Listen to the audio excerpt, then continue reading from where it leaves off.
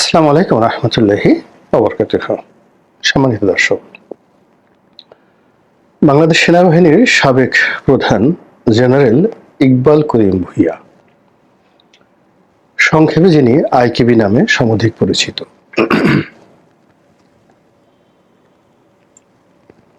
তো সেই জনাব ইকবাল করিম ভূঁইয়া অনেক দিন ধরে বাংলাদেশে ভীষণ রকম আলোচিত এবং বর্তমান সময়ে মহা আলোচিত। তাকে যারা অপছন্দ করেন তাকে নিয়ে ইদানিং অনেকে আবার ট্রল করা শুরু করছেন। তো তাকে নিয়ে যে আলোচনা হচ্ছে বা মহা আলোচনা হচ্ছে এবং আগামীতে তাকে কেন্দ্র করে যে একটা রাজনৈতিক বলয় পরিবেশ পরিস্থিতি তৈরি হতে যাচ্ছে, সেই বিষয়গুলি নিয়ে মূলত আজকের এই ভিডিওতে আলোচনা করব। তো সেই আলোচনায় যাওয়ার আগে জনাব ইকবাল করিম ভূঁইয়া সম্পর্কে আমি যতটুকু জানি সেটা বলে নেওয়া আবশ্যক। জনাব আইকেবি একমাত্র সেনাপ্রধান স্বাধীনতার পর থেকে আজ অবধি যার ডেজিগনেশনটা তৈরি হয়েছে সংক্ষেপে, যেমন জেনারেল জিয়াউর রহমান সাহেব আছেন, শফিউল্লাহ সাহেব আছেন, কিংবা জেনারেল আজিজ আছেন, বা বর্তমান যিনি সেনাপ্রধান রয়েছেন ওয়াকারুজ্জামান। তো তাদের নামের অদ্যাক্ষর নিয়ে এখনো পর্যন্ত কাউকে সংক্ষেপে ডাকা হয় না। কাউকে কাউকে সংক্ষেপে ডাকা হয়েছে, এটা তুচ্ছ তাচ্ছিল্য করার জন্য, যেমন হুসাইন মোহাম্মদ এরশাদ। তো হুমু তাকে মানে হুসাইন মোহাম্মদ হুমু বলা হতো, তো হুমু এরশাদ বলা হতো, বা লেজে হুমু এরশাদ, লেফটেন্যান্ট জেনারেল হুসেন মোহাম্মদ এরশাদ, মানে এটা ঠাট্টা করে। তো সেই দিক থেকে আইকেবি ইকবাল করিম ভূঁইয়া এই নামটি ঠাট্টার নয়, মস্কার নয়। সেনাবাহিনীর মধ্য থেকেই তার যারা ভক্ত অনুরক্ত অনেকটা ভালোবেসে এই নামটা তাকে দিয়েছেন। এবং আমি ওনার সঙ্গে ব্যক্তিগতভাবে ওনার সঙ্গে আমার একদিনই দেখা হয়েছিল, আর ওই দিনই সামান্য খুব অল্প সময়ের জন্য, হয়তো 5-10 মিনিট আমাদের কথা হয়েছিল। এর বাইরে ওনার সঙ্গে আমার কখনো দেখা হয়নি, কথা হয়নি। তো সেই প্রসঙ্গে আসছি, কিন্তু তার আগে যেটা বলি যে যখন আমি সংসদ সদস্য হলাম, ঠিক তারপরে যখন তিনি সেনাবাহিনী প্রধান হলেন, তখন আমার যারা বন্ধু বান্ধব ছিলেন আমার বয়সী, যারা এখন লেফটেন্যান্ট জেনারেল অনেকে আছেন, তো তাদের কাছ থেকে শুনতাম যে এই লোকটি কেমন। তো সবাই বলতেন যে উনি আপাদমস্তক অনেস্ট, খুবই সাহসী, খুবই দক্ষ, এবং সেনাবাহিনীতে এই ধরনের অফিসার খুবই বিরল। এবং একই সঙ্গে যে জিনিসটি শুনতাম যে তার কাছ থেকে সেনাবাহিনী অনেক কিছু আশা করে, এটা হলো ইতিবাচক দিক। পরবর্তীতে তিনি যখন দায়িত্ব গ্রহণ করলেন, তখন প্রায় সব সেনাবাহিনীর ভিতরকার যে অবকাঠামো, এটাকে রীতিমতো মানে তিনি আমূল পরিবর্তন করে ফেলেছিলেন। ক্যান্টনমেন্টগুলোর যে উন্নয়ন আইকিবির জমানাতে হয়েছে, তখন তিনি এর জন্য কোনো বাজেটারি কোনো প্ল্যান মানে কোনো কিছু তিনি ধার ধারেননি।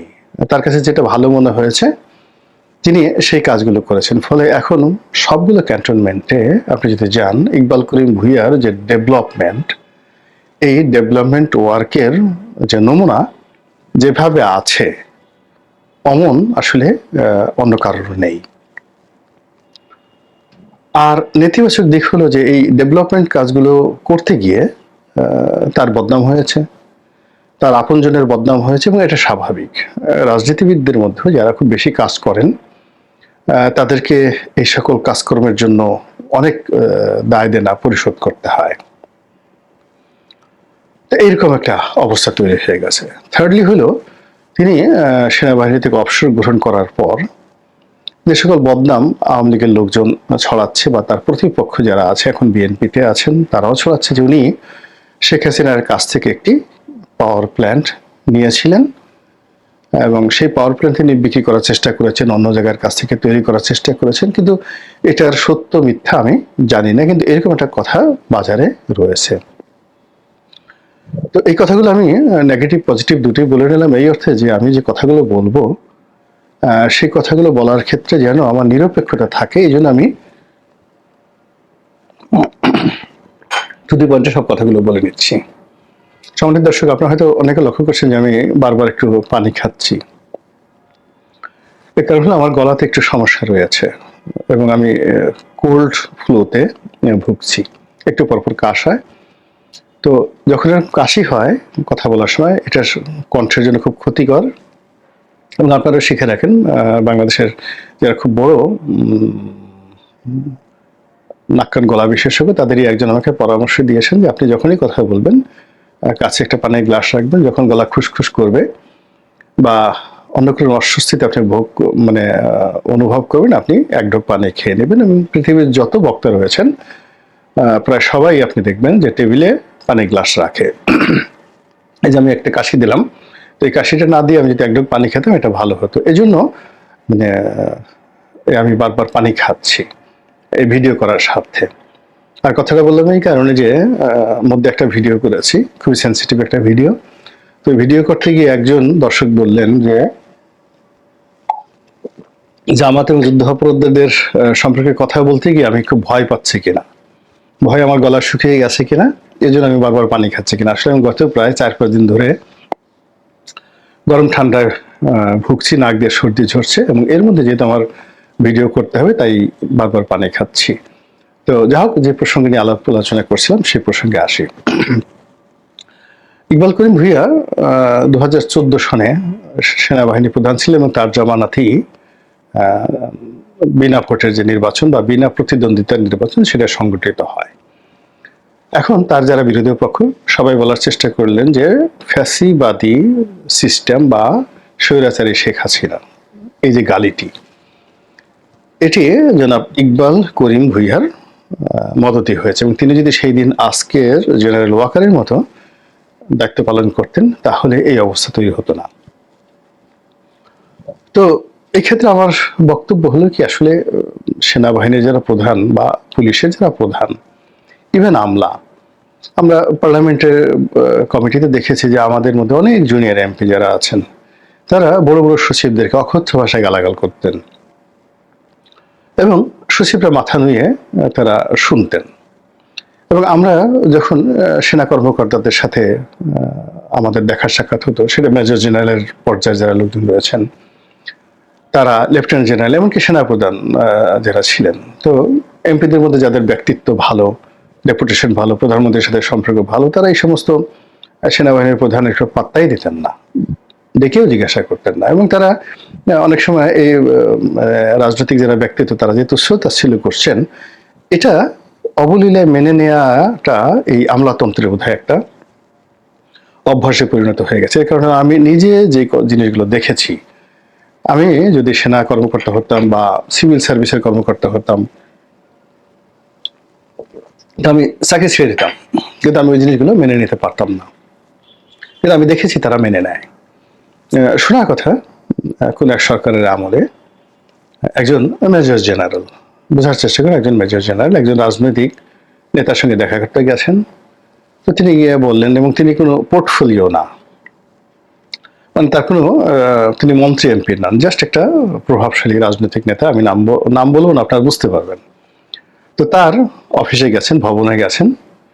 তো যাওয়ার পরে বলে, স্যার আমি একটু বসতে পারি? বলে, নো, আপনি বসতে পারেন না, দাঁড়িয়ে দাঁড়িয়ে বলেন। তো এটা সেনা কর্মকর্তা অপমানিত হয়ে এসে তার কলিগদের কাছে এটা বলেছেন এবং এটা এখন পর্যন্ত সেনাবাহিনীর মধ্যে কিন্তু মশহুর যে এরকম ভাবে একজন সিনিয়র সেনা কর্মকর্তাকে একজন রাজনৈতিক ব্যক্তিত্ব অপমান করেছেন। তো এটা হয়। কথা বললাম এই কারণে যে ইকবাল করিম ভূঁইয়া যে অবস্থাতে ছিলেন, সেই অবস্থাতে যদি এই যে জেনারেল ওয়াকার যে রাজপথটি পেয়েছেন, তার অর্ধেক উত্তপ্ত যদি তখন রাজপথে থাকতো, তাহলে ইকবাল করিম ভূঁইয়া ক্ষমতা গ্রহণ করে ফেলতেন। তার সে সাহস ছিল, আর বিশেষ করে তার স্ত্রী তার চাইতেও সাহসী, যথেষ্ট সাহসী। তো সেক্ষেত্রে একটা ভিন্ন ইতিহাস হইতো, কিন্তু সেটা হয়নি। মানে রাজপথ যদি উত্তপ্ত না হয়, পরিস্থিতি যদি না মানে ওরকম গরম না হয়, তাহলে সাধারণত আমলাতন্ত্র কখনোই জনগণের কাতারে দাঁড়ায় না। এটা হলো বাস্তবতা। 2 নম্বর হলো এরশাদের ক্ষমতা গ্রহণ। এখানে অনেকগুলো মানে তিনি অ্যাম্বিশাস ছিলেন। শহীদ প্রেসিডেন্ট জিয়াউর রহমানের একটা কাউন্টার গ্রুপ তাকে সমর্থন দিয়েছে। এখানে সরাসরি ভারত তাকে প্রমোট করেছে এবং ভারত চেয়েছে জিয়াউর রহমান সাহেব হত্যা হোক, হত্যাকাণ্ড ঘটুক।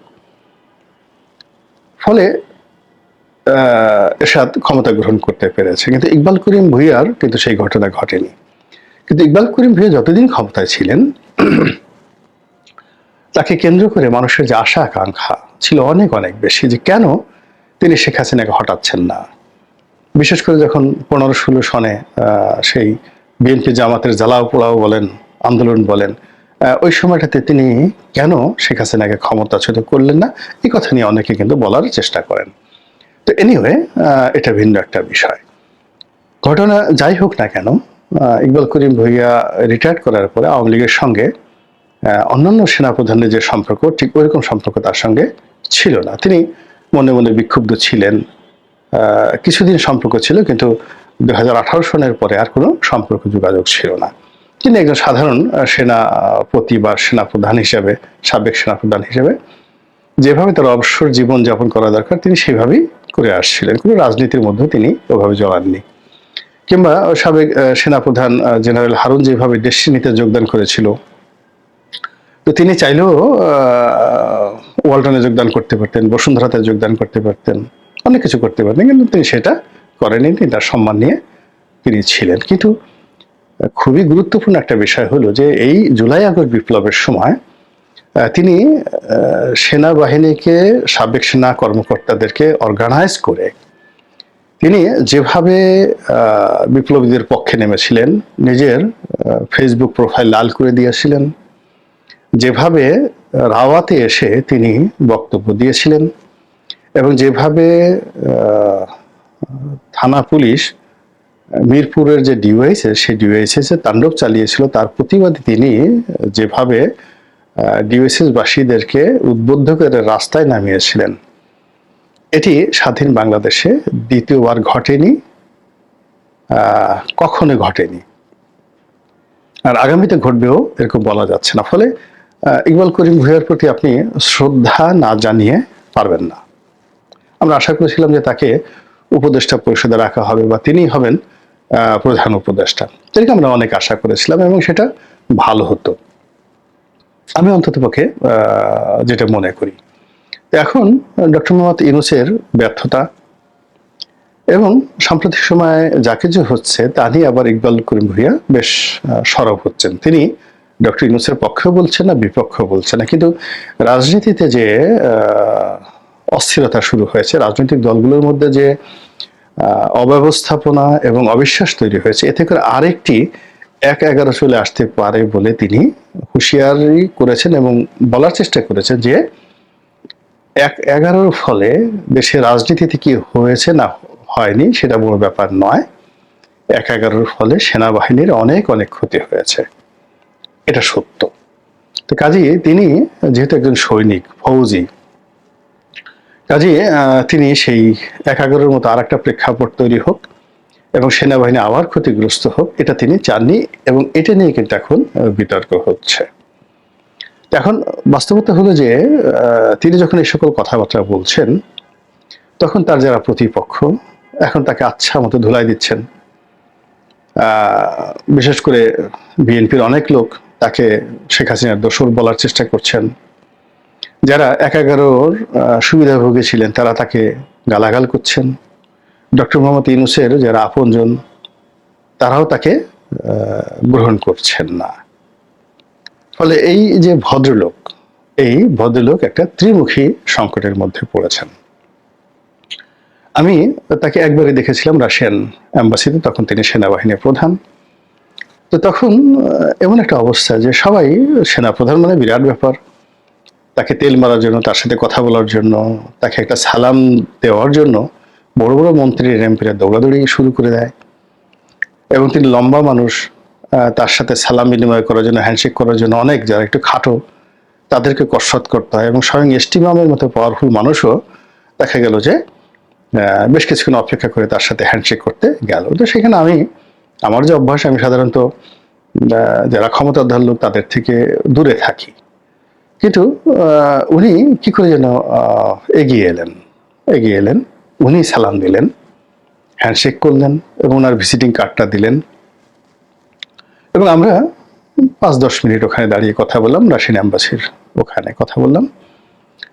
এবং আশেপাশে যারা মন্ত্রী, এমপি, অন্যান্য যারা লোকজন ছিলেন তারা খুব আশ্চর্য হয়ে গেলেন যে আমার সাথে ওনার কখনো কোনো পরিচয় হয়নি, আর কি কথা বলেছে আমার মনেও নেই, কোনো কিছু মনে নেই, ওনারও হয়তো মনে নেই। তো কথা বলে উনি ওনার একটা ভিজিটিং কার্ড দিলেন, ওই কার্ডটা আমার কাছে এখনো আছে। তারপর সে কার্ডটা উনি নিজের পকেটে খুঁজলেন, দেখলেন যে কার্ড নেই। তার ওনার এডিসি কাছাকাছি ছিলেন, তাকে ডেকে আনলেন। তো বললেন যে এমপি মহোদয়কে কার্ডটা দিন। তো সেই কার্ডটা দিলেন ওনার সাথে। আর আমার কখনো কথা হয়নি, দেখা হয়নি। তো এই অল্প সময়ের মধ্যে আমার যেটা মনে হয়েছে যে তার যথেষ্ট আত্মমর্যাদা বোধ আছে, তার সিলেকশন করার ক্ষমতা খারাপ না, ভালো। এবং তিনি তেলবাজি বা ক্ষমতাধর লোকদের পেছনে ছোটাছুটি এগুলো পছন্দ করেন না। এই কারণ হলো যে ওই দিনের সমাবেশে সেখানে এসটি ইমামের মতো লোক, তুফাইল সাহেবের মতো লোক, আমু সাহেবের মতো লোক, উপাধ্যক্ষ আব্দুল শহীদ যিনি চিফ হুইপ ছিলেন তার মতো লোক, আরো অনেক মানে সরকারের গুরুত্বপূর্ণ সব মন্ত্রীরা ছিলেন। তো তিনি কারোর সঙ্গে কিন্তু গল্প করেননি, এমনকি কোনো রাষ্ট্রদূত কারোর সঙ্গে মানে গল্প করেননি। যারা তাকে সালাম দিতে এসেছে, হ্যান্ডশেক করেছে, তিনি শুধুমাত্র 10-12 সেকেন্ডের মধ্যে শুভেচ্ছা বিনিময় করে একা দাঁড়িয়েছিলেন। তো তিনি দাঁড়িয়ে দাঁড়িয়ে আশেপাশে লক্ষ্য করছিলেন যে তার মতো এমন কেউ আছে নাকি। কিন্তু আমি এখানে যেটা মানে পাশে ছিলাম, তো উনি লক্ষ্য করলেন যে আমার বয়স তখন অল্প, কিন্তু তখন আমি যথেষ্ট জনপ্রিয়, টকশোর কারণে ফেমাস, শেখ হাসিনার সাথে সম্পর্ক থাকার কারণে আওয়ামী লীগের কর্তা ব্যক্তিরা সবাই খুব তোয়াজ তদবির করতেন। এবং তিনি দেখলেন যে একটা ইয়াং সংসদ সদস্য, তো সবাই তাকে মানে তোয়াজ করছে এবং বেটার দেন ইকবাল করিম ভুইয়া। ইকবাল করিম ভুইয়ার চাইতেও লোকজন বেশি আসছে, কথা বলছে, সময় কাটাচ্ছে। মানে আমি খুব ব্যস্ত মানুষ, মানে অ্যাজ ইট ইজ ওখানে মানে 2000 সেই 9-10-11 মানে উনি যে সময়টাতে ছিলেন, সেই সময়টাতে আমি কোনো একটা অনুষ্ঠানে গেলে, সেটা কূটনৈতিক কোর হোক বা কোনো অনুষ্ঠান হোক, সেখানে সবাই সাংবাদিকরা বলেন, মন্ত্রী এমপিরা বলেন, ব্যবসায়ীরা বলেন, ওখানে একটা ভিড় লেগে থাকতো। এটা কেন জানি হতো এবং এটা এখনো হয়, এটা এখনো হয়। তিনি দূর থেকে লক্ষ্য করলেন, আমাকে লক্ষ্য করলেন। তারপর আমি যখন একটু ফ্রি হলাম, তিনি এসে, আমরা আরো 10 মিনিট ছিলাম একসাথে, আমরা কাটালাম। এরপর আমি বাইরে বের হয়ে আসলাম, দেখি যে এসটি ইমাম সাহেব দাঁড়ানো আছে, একা একা দাঁড়িয়ে আছেন। তো উনি ওনার কথাবার্তা বললেন, কথাবার্তা বলে ওই রাতে আবার আমার একটা বৈঠক ছিল মাহবুল আলম হানিফ সাহেবের বাসায়। উনি অপেক্ষা করছিলেন, বারবার ফোন দিচ্ছিলেন যে Roni I am waiting for you. রাত বেড়ে গেছে প্রায় 1টার মতো, উনি আমার জন্য বসেছিলেন, ওনার ওয়াইফও বসেছিলেন। তখন আমি ওনার বাসায় গেলাম। এই এতটুকু হলো ইকবাল করিম ভুইয়ার সাথে আমার দেখা এবং সাক্ষাৎ। ওই সময়ের মধ্যে আমার কাছে মনে হয়েছে যে উনি ডক্টর মোহাম্মদ ইউনূসের মতো নন।